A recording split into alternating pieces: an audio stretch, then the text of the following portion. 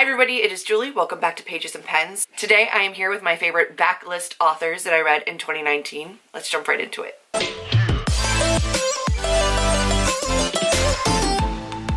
I don't know that I actually worked within like a certain number of books. I don't think I have like 19 or 10 or 12. I just picked my favorites. Whatever was a 5-star read, that's what I went with. And I will say, since I've reworked my shelves, I can't find a few of them. They're here somewhere. I'll put up a cover if I can't find it.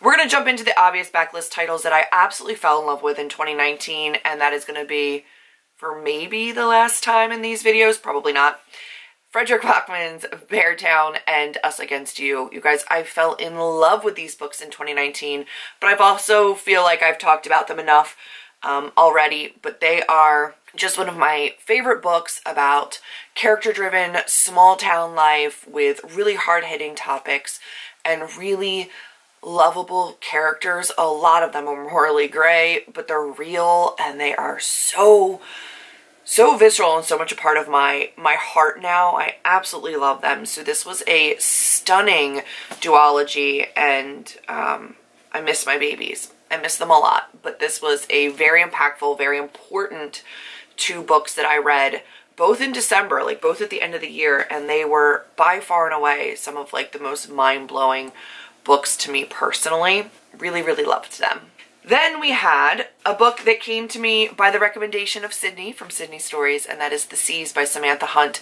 This is a very fantabulous, kind of, like a dark fantabulous story about a girl who believes that she is a mermaid. Her father has been lost at sea, and she lives in this town that is very small and very secluded, and alcoholism is rampant. Nobody has a particularly easy life. She certainly doesn't. And she's convinced that she's a mermaid and things happen. She also falls in love with a man who is much older than her and has just come back from war and is very broken. And it is dark, but it's also lyrically written and beautifully written.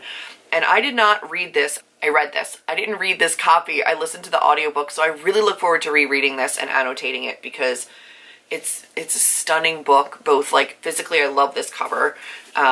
I had to go back like right on and buy this. This is the naked hardback and it's just gorgeous.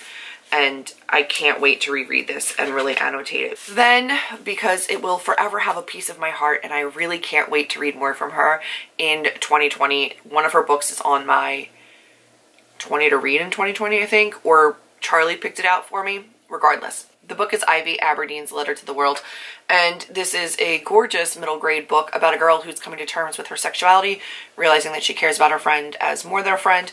Her town and her home has been decimated by a tornado. There's a lot to kind of gather after that kind of a catastrophe, but one of the things that she is just missing the most is her journal that she wrote in, explored all these feelings about her friend in.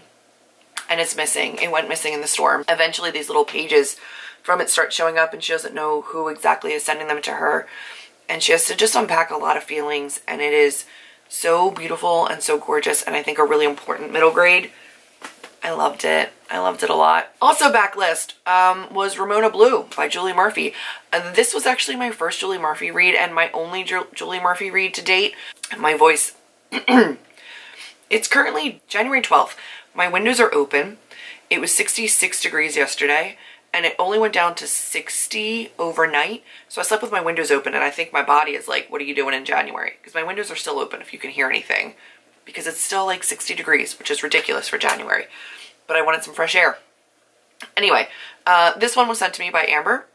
She actually went and met Julie Murphy and got it signed for me. It's just a really, really beautiful book. Again, a coming of age YA tale about a girl in a small town who is large. She is, she's both larger and taller, and she doesn't kind of shy away from that. She's got like bright blue hair, and she doesn't shrink herself. And it's a really, really cute story.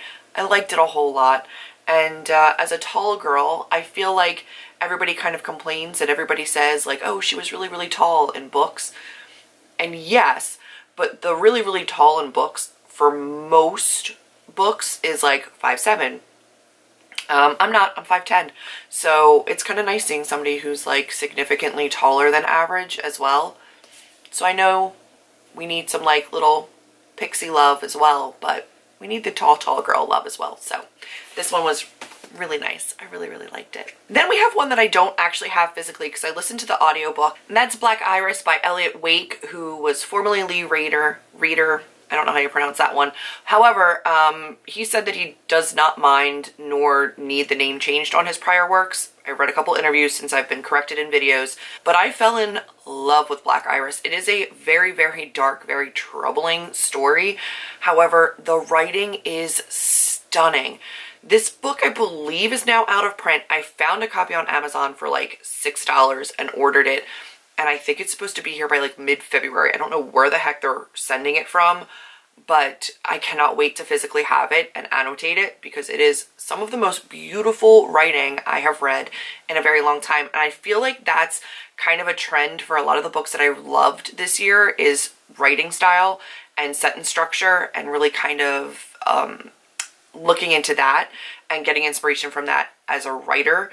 So a lot of my books and a lot of the authors that I fell in love with have just like this really unique, gorgeous writing style that seriously spoke to me. So that's a thing. You'll see it. It's a trend. And then also I have the Hallo Girl by Hilary Monahan.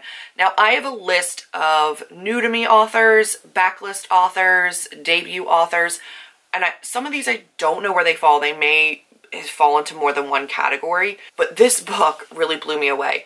This is also, is she also Thea DeSalle? She's also another writer. I think it's Thea DeSalle. Anyway, Hilary Monahan is another pen name for another author. Believe it's Thea DeSalle. Could be wrong. Don't think I am. Anyway, this book was phenomenal. This follows a girl who is living with her grandmother, who is a witch, in a town. And then this girl, she's gained the attention of one of the town elders' sons, and she's not interested. She doesn't want to be with him. The boy doesn't kind of take no for an answer. And he gets his little gang of guys to hold her down, and he rapes her. And it is on page, and it's not easy to read.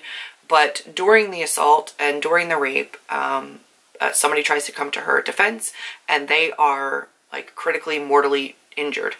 To keep that person alive, or to bring that person back, she needs to go and gather elements for a spell.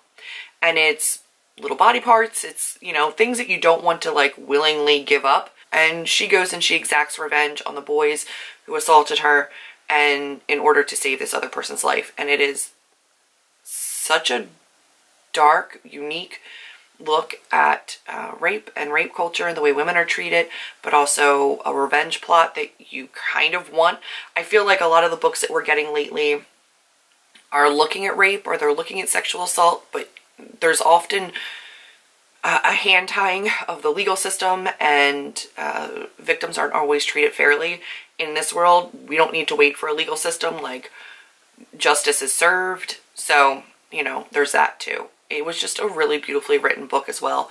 I really loved it. I read it, I annotated, I fell in love with it this year. Phenomenal.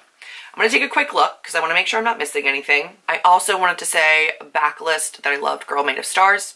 Also Ashley Herring Blake, who wrote Ivy Aberdeen. That's one of the ones I don't know where it is, but I absolutely adored it.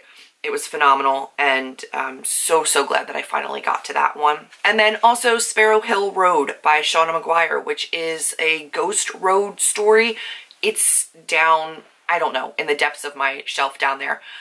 It's a really cool backlist title from her, and it follows a ghost on a ghost road, and there's all this lore surrounding her and her death and what she does and what she means for truckers and travelers on this road. And you follow her and you see that maybe some of the lore isn't really true, and it's kind of like a ghost story meets like supernatural kind of esque. There's road ghosts and all these different kinds of ghosts, and homesteader ghosts, and it dives deep into this amazing world that Shauna McGuire made up, and it was phenomenal. I 5-starred it. I did not 5-star the subsequent book, but it was still really good, which was The Girl in the Green Silk Gown. It's amazing. It was truly, truly a really great read, and I found it in audio on Hoopla, but I do have the physical book as well. Really enjoyed that book, and it was a really fun time. I read that in October and really loved it. So those are the backlist titles that I absolutely fell in love with. I will do an honorable mention. It's The Wicker King by Kay Ancrum. This is a 2017 release. It was my first read of the year, and it was absolutely phenomenal. I fell in love with this. I fell in love with Kay Ancrum's writing. Again, another one whose writing style just connected with me and who I want to try to learn from. Absolutely gorgeous. You'll see it again in another video, so I'm not going to talk too much about it, but just phenomenal. Loved it. Can't speak highly enough about Kay Ancrum. So that's going to be it for all of my backlist titles that I fell in love with in 2019. Let me know what your favorite backlist read was. I cannot wait to read more backlist books in 2020, but that's going to be it for this video. If you like this one, give it a big thumbs up, click subscribe. Stay tuned for more end of the year 2019 videos. They are coming, I promise you. And that's going to be it for this one. I'll see you all in the next video. Bye, guys. No. What the fuck am I doing? Oh, that's what I'm here for.